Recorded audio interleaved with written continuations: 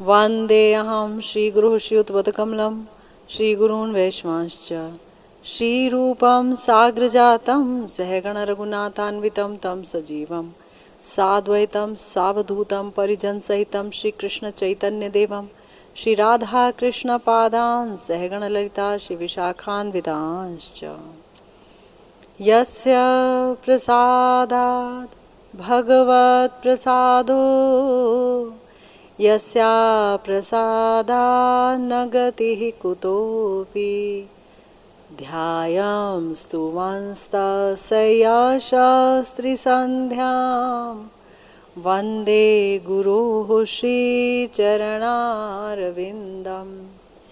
नमो महावदान्याय कृष्णप्रेमप्रदायते कृष्णाय कृष्णचैतन्य नाम्ने गौरत्विषे नमः।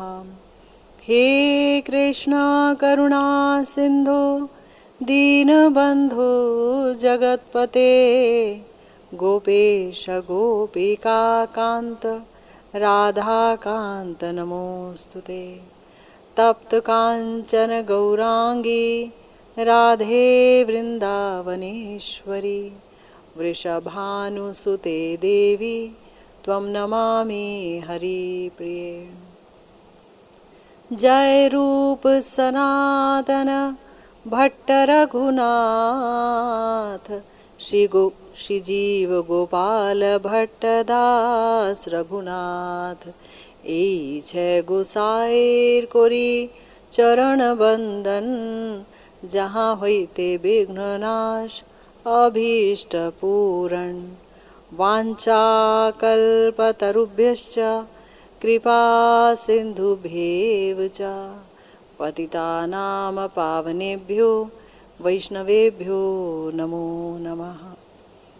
जय श्री कृष्ण चैतन्य प्रभु नित्यानंद हरे कृष्ण हरे राम श्री राधे गोविंद। जय श्री कृष्ण चैतन्य प्रभु नित्यानंद हरे कृष्ण हरे राम श्री राधे गोविंद। जय श्री कृष्ण चैतन्य प्रभु नित्यानंद हरे कृष्ण हरे राम श्री राधे गोविंद। जय श्री कृष्ण चैतन्य प्रभु नित्यानंद हरे कृष्ण हरे राम श्री राधे गोविंद। जय जय श्री राधे श्याम। हम एक बार फिर से श्री चैतन्य महाप्रभु की सुगंभीर गंभीरा लीला पर चर्चा करने के लिए उपस्थित हैं आपके साथ, और हम अपने प्यारे गुरुदेव के प्रवचनों का अनुशीलन कर रहे हैं। उन्हीं के अनुगत्य में हमारी ये चर्चा है। गुरुदेव ने बहुत ही सुंदर तरीके से बताया है श्रीमन महाप्रभु की ये जो गंभीरा लीला है ये कितनी मार्मिक हैं, किस प्रकार से वो श्री राधा रानी के भाव में विभोर होकर के निज रूप गुण नाम को आस्वादन कर रहे हैं। अपने ही रूप यानी कृष्ण रूप का, कृष्ण नाम का आस्वादन भरपूर कर रहे हैं। विप्लम्भ भाव है, बहुत ही ज़्यादा विरह की अवस्था है। और आप सुनते चले आए हैं कि कैसे हमारे श्री चैतन्य महाप्रभु के शरीर पर ऐसे दिव्य विकार प्रकटित होते हैं जिसके बारे में ना कहीं सुना गया ना कहीं पढ़ा गया, कोई सोच भी नहीं सकता है। श्री जी के भाव को लेकर आए हैं, मगर श्री जी के शरीर पर भी इस हद तक सुदीप्त विकार नहीं प्रकटित होते थे कि वो कूर्माकृति हो जाएं। जैसे कि हमने पिछली दफ़ा सुना, महाप्रभु वो कूर्माकृति हो गए, उनके पेट के अंदर ही उनके हाथ पैर सब चले गए, मुंह चला गया। और उसी अवस्था में वो पाए गए सिंह द्वार पर और इस प्रकार से रोमांचित हो जाते हैं, इस प्रकार से सात्विक भाव उनके अंगों पर अपना अधिकार कर लेते हैं, इतने ज़्यादा भावों का सम्मर्दन होता है, ऐसा लगता है कि जैसे श्रीमन महाप्रभु की जो देह है वो एक बागान हो गया हो, बगीचा हो गया हो, और वहाँ पर बहुत सारे मत्त हाथी छूट गए हों और वो बगीचे में उथल पुथल मचा रहे हों। ऐसे भाव जो है युद्ध कर रहे होते हैं श्रीमन महाप्रभु के तन पर, उनके मन पर अपना पूरा अधिकार किए रहते हैं। तो हमने पिछली दफ़ा सुना था कि श्रीमन महाप्रभु कह रहे हैं स्वरूप जी को कि तुम मुझको कुछ कर्ण रसायन दो, कानों में रसायन दो, क्योंकि मेरे कान तृषित हैं, प्यासे हैं श्री कृष्ण की माधुरी को सुनने के लिए, श्री कृष्ण के गुणानुवाद को सुनने के लिए। क्योंकि श्रीमन महाप्रभु जब कूर्माकृति के हो गए थे, जब कूर्माकृति एकदम कुष्मांड फल की तरह गोल हो गए थे, और जब हरि नाम का उच्चारण उनके कानों में किया गया, ला करके गंभीरा में जब उन्हें लाया गया और काफ़ी क्षण तक गान किया गया, सारे भक्त जो है ज़ोर ज़ोर से भगवान का नाम गान कर रहे थे, कृष्ण नाम, तो अचानक वो हरि बोल करके उठे और उसके बाद चारों तरफ देखने लगे और बहुत कष्ट में आ गए कि मैं कहाँ गया, कितनी अच्छी जगह था, मैं प्रिय प्रियतम के साथ था और मंजरी भाव का आस्वादन कर रहे थे उस समय। तो बोल रहे हैं सुनिते न पाइलू से अमृत समवाणी, सुनिते न पाइलू भूषण मुरलीर ध्वनि, भावावेशे स्वरूपे कहे गदगद वाणी, कर्ण तृष्णाए मरे पड़ो रसायन सुने। मेरा कर्ण जो है वो तृष्णा से मरा जा रहा है, तुम कुछ रस कहो, कुछ रसायन कहो, मेरे कानों की तृष्णा शांत करो। तो श्री स्वरूप दामोदर जी तो श्री चैतन्य महाप्रभु के भावों से बहुत अच्छी तरह से सुपरिचित थे। उन्होंने श्रीमद् भागवतम का एक श्लोक कोट किया, एक श्लोक का पाठ किया, जिसका अर्थ है रास में गोपिकाओं को उपेक्षा वाणी बोला श्री कृष्ण ने। जब उन्होंने बांसुरी बजा करके रास के समय समस्त गोपियों को बुला लिया तो उनको देख करके उपेक्षा मय वाणी बोल रहे हैं, भीतर कुछ और बात है, खुद ही बुलाया है, रास रस का आस्वादन करना चाहते हैं उनके माध्यम से और उन्हें भी कराना चाहते हैं, लेकिन तो भी एक उपेक्षा वाणी के साथ परिहास कर रहे हैं। मानो क्या कह रहे हैं, बोल रहे हैं जाओ जाओ तुम सब घर वापस जाओ, तुम कुल वधू बाला हो, है? घर त्याग करके तुम इतनी गंभीर रात में तुम आई हो, है? इतनी काली रात घर त्याग करके आई हो, तुम्हें डर नहीं लगा? क्या देखने आई थी? कुल स्त्रियों के लिए ऐसा आचरण कितना कितना निंदनीय है। क्यों आई तुम इतनी रात को? अपने घर जाओ और पतियों की सेवा करो। देखिए श्रीमद् भागवतम में ये श्लोक आया है ना, पर किया भावमय अभिव्यक्ति है श्रीमद् भागवतम में। भगवान बता रहे हैं कि पति सेवा के क्या क्या लाभ हैं, पति कैसा भी हो तो भी उसे नहीं छोड़ना चाहिए, एक जो कुलीन स्त्री को बहुत कुछ बताया भगवान ने। तो गोपियों ने जब ये बात सुनी तब महाप्रभु के हृदय में एक स्रोत बहने लगा। महाप्रभु मानो गोपियों के भाव को अंगीकार कर लिए, पूरी तरह गोपी भावारूढ़ हो गए, गोपियों के भाव से युक्त हो गए।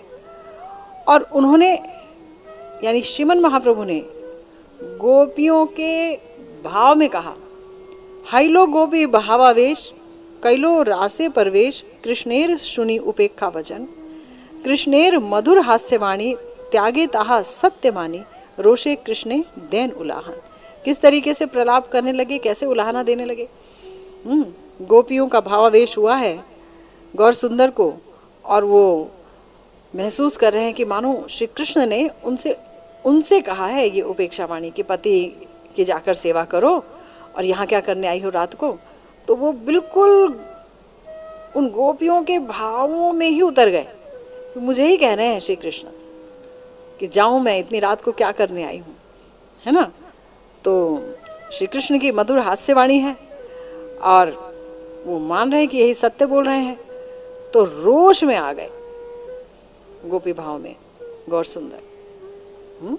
क्रोध में आके बोले, नागर कहो तुम्हें कोरिया निश्चय, एई त्रिजगत भरी आछे जतो योग्य नारी, तुम्हार वेणु कहाँ ना आकर्षे।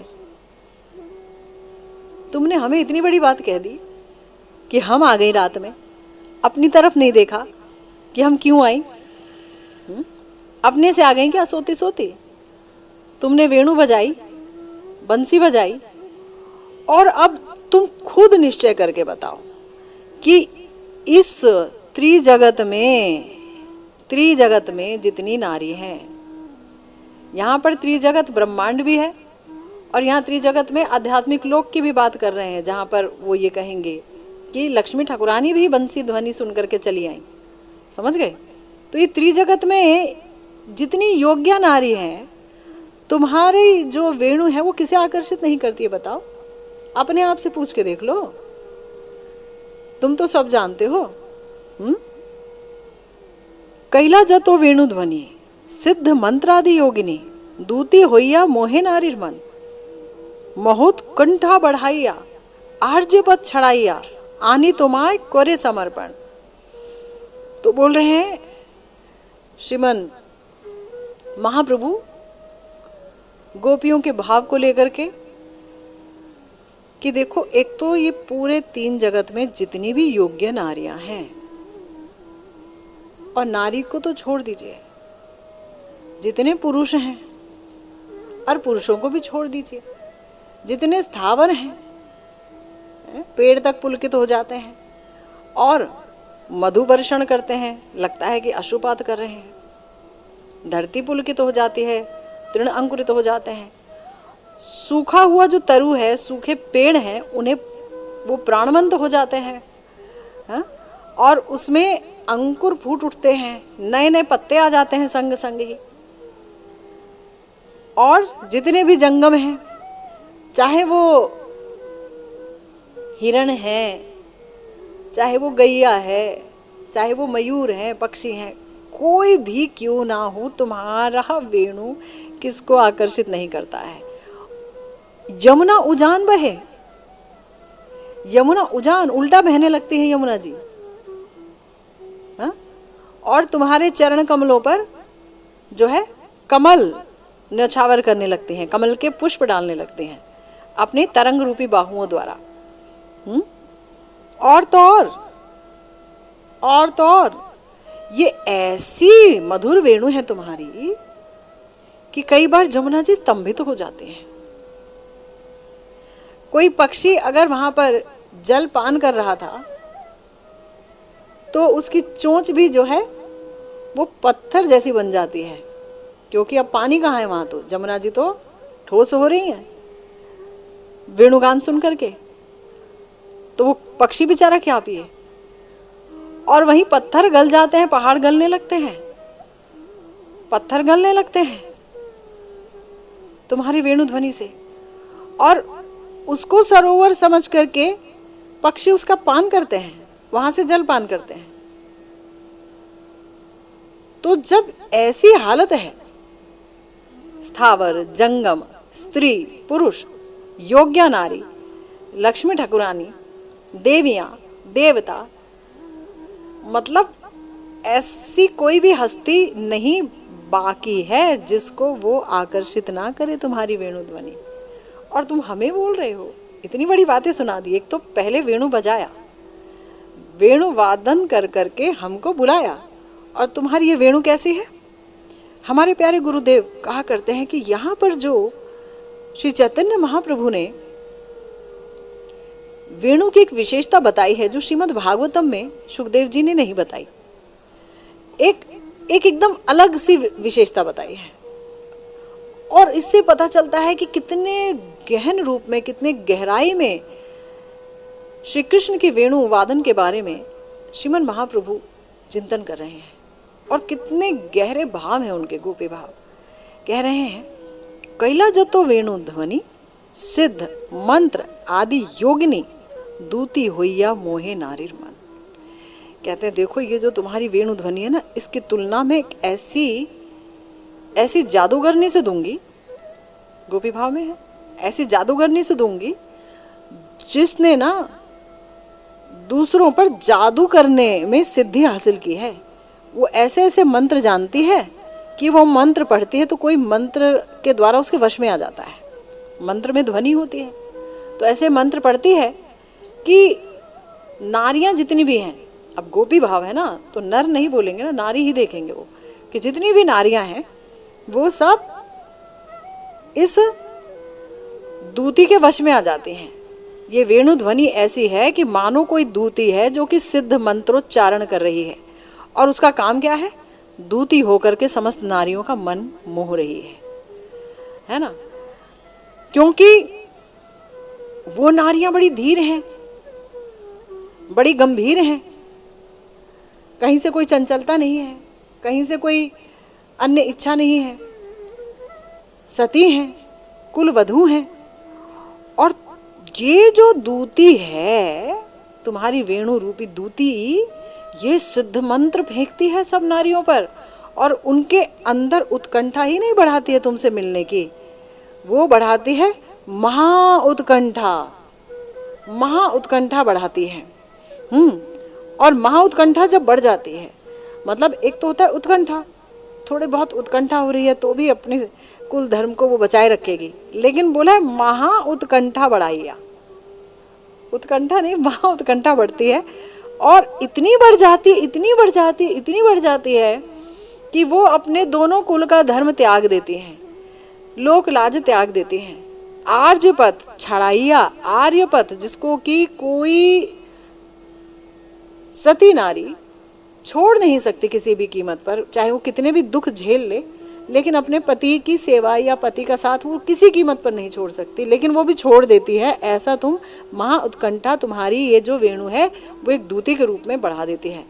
इसकी जो ध्वनि है सिद्ध मंत्र योगिनी जैसी है, ऐसी वो दूती जादूगरनी है।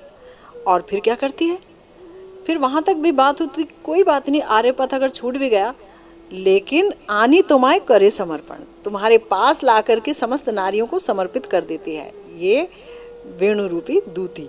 देखिए कहाँ तक सोच है श्रीमन महाप्रभु की। गुरुदेव बोल रहे हैं कि ये वेणु ध्वनि मानो सिद्ध मंत्रादि योगिनी है, किसी आकर्षक विद्या में इसने सिद्धि लाभ किया है, ये महायोगिनी है, इसीलिए इसको दूती करा गया है, क्योंकि नायिकाओं को आकर्षण करने के लिए इसको नियुक्त किया गया है। और चूंकि ये इतनी महाशक्तिशाली है, तो क्या किसी नायिका के पास कोई उपाय रहेगा घर में बैठने का?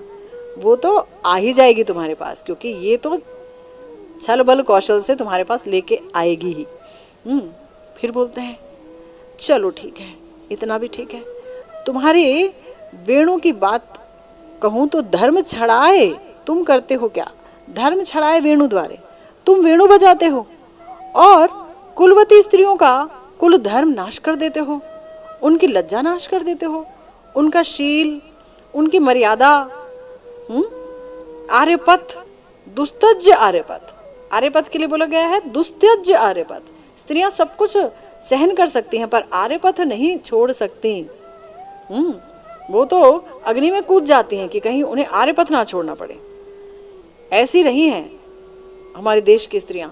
लेकिन तुम ऐसा वेणु बजाते हो कि तुम उनका धर्म छुड़ा देते हो, और हाने कटाक्ष काम शरे। और कैसे देखते हो उन्हें? तुमने तो धर्म छुड़ाया, उसके बाद भी तुमको चैन नहीं आता। तुम ऐसे कटाक्ष से उनको देखते हो कि उनके हृदय में जाकर तुम्हारे कटाक्ष रूपी बाण सीधे लगते हैं, उनको घायल कर देते हो अपने कटाक्ष रूपी बाणों से। और वो जब कटाक्ष रूपी बाण लगते हैं तो जो बची खुची कुछ एक चीजें हैं, लज्जा, भय, कि थोड़ा डर लगता है कि लोग क्या कहेंगे, हम चले गए कृष्ण के पास, घर छोड़ दिया तो लोग क्या कहेंगे, पति छोड़ दिया तो लोग क्या कहेंगे, वो भी छूट जाता है, भय छूट जाता है कि लोग क्या कहेंगे, लज्जा भी छूट जाती है ना, कि हम क्या कहेंगे तुम्हारे पास आकर, लज्जा भी छूट जाती है। लज्जा भय सब छुड़ाता है तुम्हारा ये सब वेणुगान। एभे हमारे कोरी रोष, कोई पति त्यागे दोष, धार्मिक हो या धर्म सिखाए। कमाल है, अब आप हम पर रोष कर रहे हैं और हमें बता रहे हैं कि पति त्याग में बड़ा दोष है। हमने थोड़ी ना पति को त्यागा, तुमने पति त्याग कराया वेणु के द्वारा और कटाक्ष के द्वारा, तुम कराते हो ये सारे काम। तुम बड़े धार्मिक बनते हो जो हमें धर्म सिखाते हो, हैं?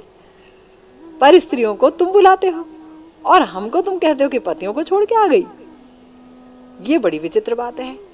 गौर हरि कह रहे हैं, भाई देखा जाए तो पति तो श्याम सुंदर ही हैं। किसके पति नहीं है? वो पतियों के भी पति हैं, जड़ के भी पति हैं, चेतन के भी पति हैं, ब्रह्मांड पति हैं, त्रिभुवन पति हैं। भाई कृष्णस्तु भगवान स्वयं, उन्हीं से तो सभी प्रकट है, सर्व कारण कारणम। तथापि लीला में जब श्याम सुंदर नरवत लीला कर रहे हैं तब फिर अब उपहास भी कर रहे हैं, परिहास भी कर रहे हैं। और गोपियां वो तो नहीं जानती हैं कि हम आह्लादनी शक्ति का विस्तार हैं, हम तो प्रिया जी का विस्तार हैं, वो तो नहीं जानती हैं। नरवत लीला है, सब कोई अपना तत्व भूला बैठा है, तभी लीला का आनंद है। तो फिर भीतरे एक और बाहरे एक, यही सब छठ परिपाटी। अन्य कथा अन्य मन, बाहरे अन्य आचरण, यही सब छठ परिपाटी। तुम बड़े दुष्ट हो, दुष्टता का लक्षण है। वो बाहर से एक होता है, अंदर से एक, है ना। बाहर से तो रहेगा बड़ा मधुर, बहुत ही प्यार से बात करेगा, लगेगा इससे अच्छा हमारा भला चाहने वाला कोई है ही नहीं, और मौका मिलते ही वो काट डालेगा। मौका मिलते ही अंदर से काटने के लिए तैयार बैठा है, ऊपर से मधुर व्यवहार करता है ना। छठ आचरण, अन्य कथा अन्य मन, बाहरे अन्य आचरण, यही सब छठ परिपाटी। तुम ही जानो परिहास, होय नारीर सर्वनाश, छाड़ो यही सब कुटी नाटी। महाप्रभु कह रहे हैं, तुमको लगता है कि तुमने मजाक कर दिया, परिहास कर दिया, तुमको तो आनंद लेना है ना, लेकिन स्त्री का तो देखो, स्त्री का सर्वनाश हो गया। अरे जिस घर में वो ब्याह कर गई और जिस घर से गई उसकी मर्यादा गई, क्योंकि वो तो नहीं जानते कृष्णस्तु भगवान स्वयं, उसकी मर्यादा गई है। पति, सास, ननदें, पड़ोसी, रिश्तेदार सब कहेंगे कलंकिनी है, सबकी उंगलियां उठेंगी, होय नारी सर्वनाश। और चलो वो सब कुछ सह लें अगर तुम अपना लो, और तुम हमको इतना बड़ा धर्म सिखाते हो जब सब कुछ त्याग करके आ गए, है ना। एक तो गीता में कहते हो सर्वधर्मान परित्यज्य मामेकं शरणं व्रज, और ऊपर से यहाँ कहते हो कि धर्म क्यों त्याग किया तुमने। देखो सब उल्टा सुल्टा हो गया है ना। तो वेणुनाद अमृत घोले, अमृत समान मीठा बोले, अमृत समान भूषण सिंजित, तीन अमृते हरे कान, हरे मन, हरे प्राण, क्या मुने नारी धरी बेचित। चलो इतना भी होता तो भी ठीक था, लेकिन सिर्फ वेणुनाद सुन लिया वही बात नहीं है। तुम पहले तो वेणुनाद रूपी अमृत घोल हमको पिलाते हो, फिर उसके बाद तुम्हारी बोली कितनी सुंदर है, अमृत समान मीठा बोले, ऐसी वाणी मधुरया गिरा बलगु बाकया। इतना सुंदर वचन है तुम्हारे, कानों में लगता है जैसे संगीत बज रहा है ना। इतनी सुंदर अलंकारों सहित तुम्हारी भाषा है, आवाज है। और फिर चलो ये दो अमृत हो गए, तीसरा एक और अमृत है तुम्हारे पास, क्या? अमृत समान भूषण सिंजित। ये जो तुम्हारे आभूषण है, इनकी जो झनकार है, ये तुम्हारे चरणों का जो नूपुर है, ये जो बजता है, ये तुम्हारे जो वलय जो बजते हैं, ये जो किंकड़ी तुमने बांधी है ये जब बजती है, ये जो हार तुमने पहने हैं ये जब बजता है, तो ये सब जो अमृत समान ध्वनि है, तो 3 अमृत हमारे कान में डाल देते हो और कहते हो कि तुम यहां क्यों आई। 3 अमृत कान में डाल दिया तुमने, और उसने हमारे कान की वृत्ति को हर लिया। अब चाहे हमारे माता पिता, चाहे सास ससुर, चाहे पड़ोसी, चाहे अड़ोसी, कोई भी कुछ क्यों ना कहे, अब कान कुछ और सुन ही नहीं सकता। उसकी तो वृत्ति ही समाप्त हो गई कुछ और सुनने की, क्योंकि उसकी तो एक ही वृत्ति हो गई कि तुम्हारे ही 3 अमृत से उसका कान पूरित हो रहा है। उसी के लिए तृषित है, बार बार वही सुनना है, वही वेणुनाद, वही अमृत समान मीठे बोल, और ये जो तुम्हारा अमृत समान भूषण का सिंचन है, सिंचन। तो ये भूषण सिंचित जो है, वो 3 अमृत को तुमने हमारे कान में डाला, हमारा कान चला गया। और ये मत सोचना सिर्फ कान चला गया तो बाकी इंद्रियां तो हैं, बाकी इंद्रियों के साथ जाओ घर। क्या बात करते हो, क्या बात करते हो। अरे कान में जब तुम कुछ डालोगे तो वो मन पर भी तो असर करेगा। और फिर ऐसा बोल इस जगत में कहीं नहीं है, मन मोहने वाला बोल, और ऐसा वेणुनाद कोई कहीं नहीं पा सकता है। तो भाई सिर्फ कान ही नहीं गया, मन भी चला गया। और मन अगर चला गया तो प्राण कैसे रहेंगे, प्राण भी चले गए। क्योंकि अब बेमन की मन रहित शरीर को लेके हम क्या करेंगे। उससे ना घर बार का काम होगा, ना कोई धर्म बजा पाएंगे, कुछ नहीं कर पाएंगे हम लोग। तो प्राण भी चले गए, तुम्हारे पास आ गए सबके सब।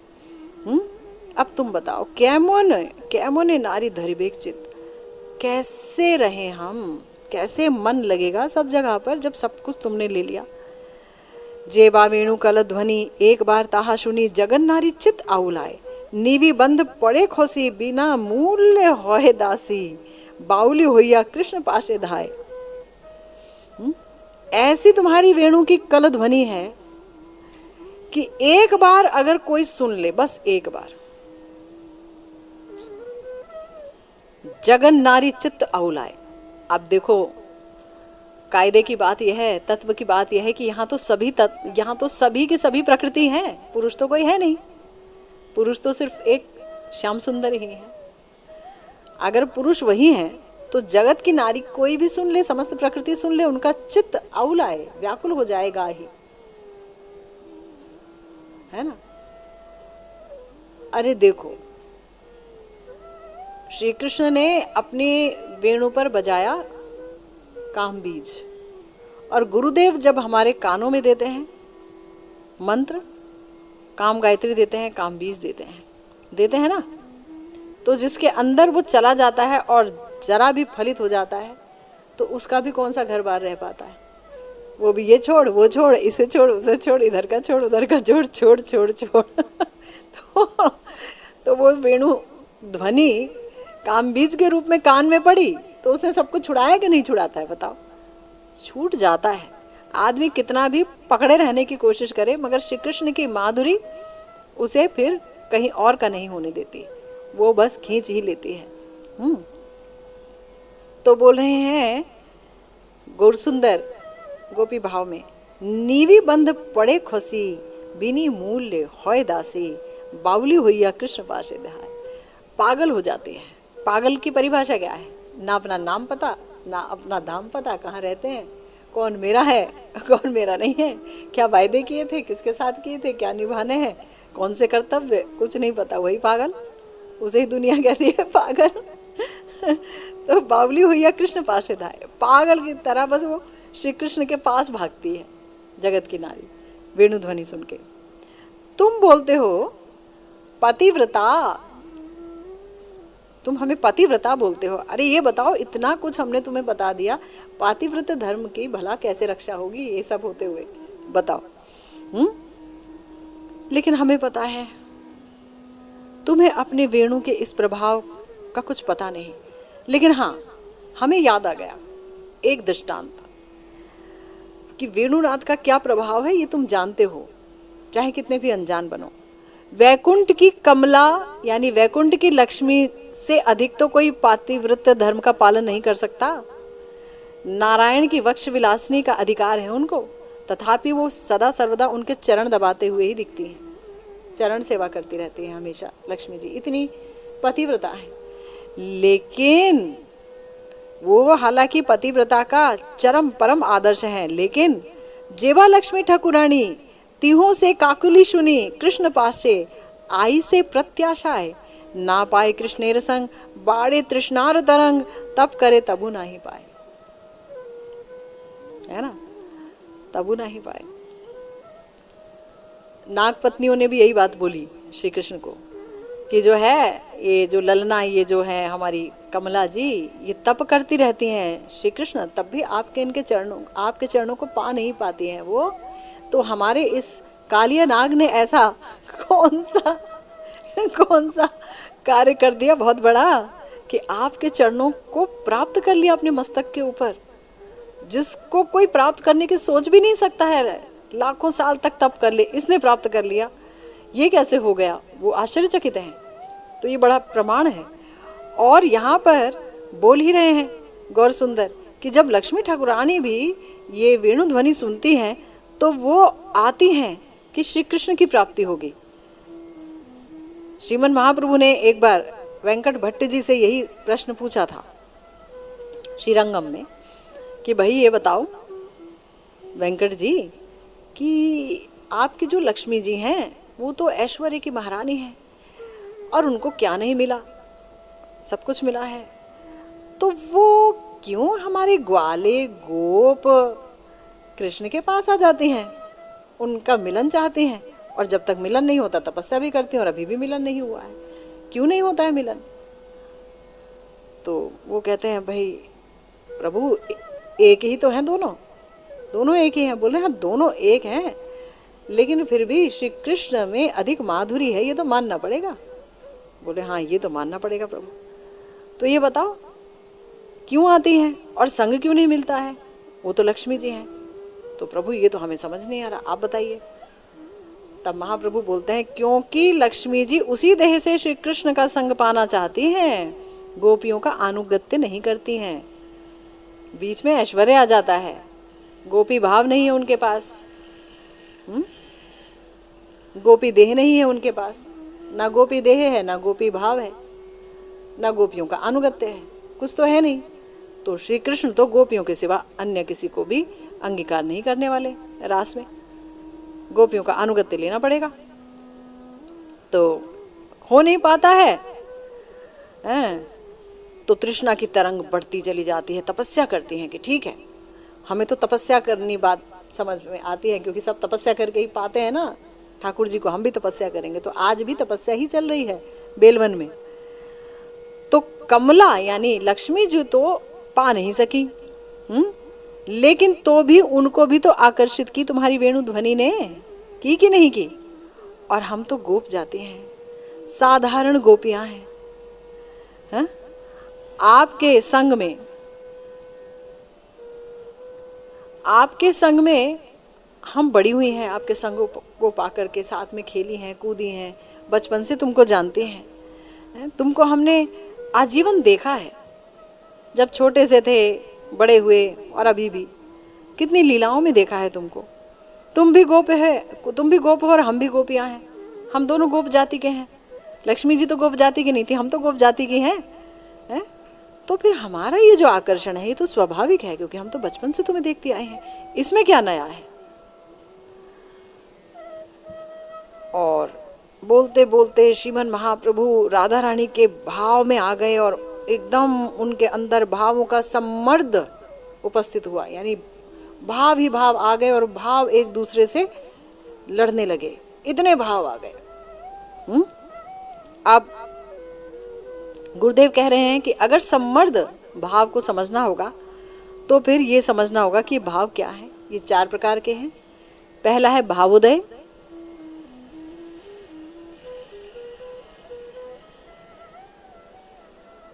दूसरा है भाव संधि, तीसरा है भाव शाबल्य और चौथा है भाव शांति। महाभाव के सिंधु में जब तरंगे उठती हैं तो श्री राधा रानी के दिव्य उन्माद रूपी सिंधु में संचारी भावों की ये तरंगे जो उठ रही हैं वो 4 प्रकार की हैं। जब तरंग की तरह सिर्फ एक भाव उठता है, यानी जैसे मान लो एक सिंधु है, उसमें एक ही तरंग उठे, है ना, और संचारी भाव तो 33 प्रकार के होते ही हैं, ठीक है ना, हर्ष है, विषाद है, दैन्य है, अनेक प्रकार के हैं। तो जब संचारी भाव में से कोई एक भाव उठता है तरंग की तरह, उसे कहते हैं भाव उदय।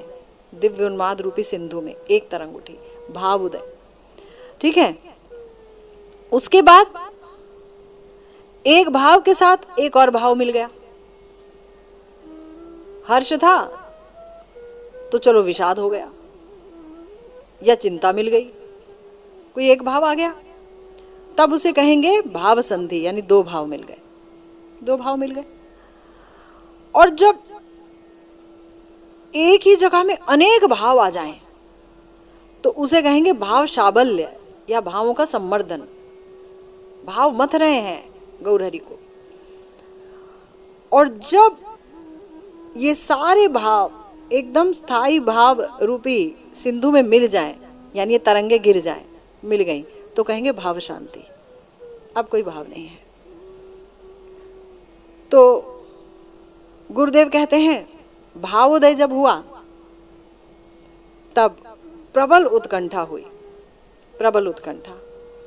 और तब उसके बाद वो प्रलाप करने लगे, और प्रलाप करते करते भाव शाबल्य आ गया, है ना।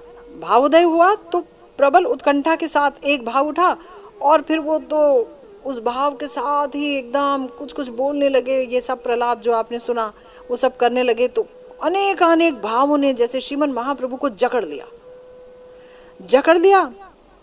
और तब उत्कंठा, मति, व्याकुलता, ना जाने कितने ही भाव आकर के परस्पर को मर्दित करने लगे, एक दूसरे भावों को मर्दित करने लगे।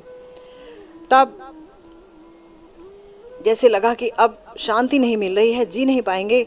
मन ही मन सोचने लगे, देखी यही उपाय कृष्णेर आशा छाड़ी दिए, आशा छाड़ी ले सुखी होय मन। एक उपाय है बस बचने का, श्री कृष्ण को पाने की आशा ही छोड़ दो। आशा छोड़ देंगे तो फिर शांति उत्पन्न होगी, तभी शांति उत्पन्न होगी। अभी तो बहुत आशा है कि श्री कृष्ण को पाना है, पाना है, पाना है। तो रास लीला देख रहे हैं, स्वप्न में रास लीला का चिंतन हो रहा है, रास की बात हो रही है, तो खुद को गोपी समझ रहे हैं। और एकदम श्याम सुंदर ने गोपियों को कहा रास में कि तुम जाओ, तो खुद को गोपी ही समझ लिए हैं गंभीरा में, और बोलने लगे हम क्यों जाएं, तुम्हारे वेणु ने हमको बुलाया है, तुम धार्मिक होते हो, हमें धर्म सिखाते हो, बड़े धार्मिक बनते हो। रोष से बोले जा रहे हैं, प्रलाप किए जा रहे हैं। तो अनेक अनेक भाव आ गए, अनेक अनेक भावों ने आकर के जैसे श्रीमन महाप्रभु को अपनी गिरफ्त में ले लिया। और महाप्रभु जैसे निकल नहीं पा रहे हैं, सोच रहे कैसे निकलूं, कैसे प्राण रखूं। अचानक ही सोचते हैं हाँ, एक ही उपाय से शांति मिलेगी, श्री कृष्ण को भूलना होगा, भूलना होगा। यदि श्री कृष्ण की आशा मैं छोड़ सकूं तभी मेरा मन सुखी होगा, इसलिए श्री कृष्ण की आशा छोड़नी होगी। इस तरह से बोलते बोलते मति भाव का उदय हुआ। मति भी एक संचारी भाव है। मति का अर्थ है बुद्धि, विचार, जहाँ पर जागृत होते हैं। तो विचार जागृत हो गया, सोचने लगे, विचार शक्ति आ गई वापस। क्या सोचने लगे? खणे मन स्थिर होए तबे मने विचारे, बोलिते होइलो मति भावोद्गम, पिंगलार वचन स्मृति, कराइलो भावमति, ताते करे अर्थ निर्धारण। अब श्रीमद् भागवतम में पिंगला जी का वचन याद आ गया। पिंगला जी एक वेश्या थी, और उन्होंने मतलब उनसे भी दत्तात्रेय जी ने सीखा। तो उनके गुरुओं में पिंगला जी को भी वो एक स्थान देते हैं।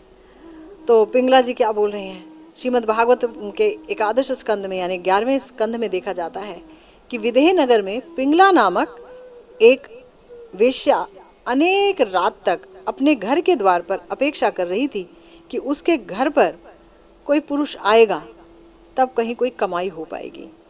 और वो सुबह से मतलब रात से लेकर के सुबह होने आई, खड़ी रही, कोई नहीं आया। तब उसने कहा उफ, इस आशा को त्यागना ही होगा। आशा ही परमम दुखम नैराश्यम परमम सुखम। आशा ही परम दुख है और निराशा ही परम सुख है। जब पता है कोई काम आएगा ही नहीं, कोई आएगा नहीं, तो वो निराशा ही ठीक है। अपने हृदय में ठाकुर जी को बिठाओ, ठाकुर जी से ही आशा लगाओ, ठाकुर जी से ही बातें करो, ठाकुर जी ही हमारे कांत हो। आप लोगों ने सुना होगा जब दत्तात्रेय जी की कथा हम लोगों ने रेडियो पर करी, तो वहाँ पिंगला जी के वचनों को बड़े ही डिटेल में लिया गया। तो आशा ही है दुख और निराशा ही है सुख। इसलिए राधा रानी ने कहा, सखीगण आशा छोड़ दो। कैसी आशा है ये, कैसी आशा छोड़नी है? आशा को किस प्रकार से छोड़ना है? श्री कृष्ण प्राप्ति की आशा को। इस आशा को छोड़ने से क्या लाभ होगा श्री जी को? इस आशा को छोड़ने से क्या मिलेगा महाप्रभु को? सब जानेंगे हम। श्रीमन महाप्रभु ने चाहा, गुरुदेव ने चाहा। तो इसी के साथ आज की भागवती कथा यहीं विश्राम लेती है। जय जय श्री राधे श्याम, श्री गुरु निताई गौर सीतानाथ प्रेमानंदे। हरि हरि बोल।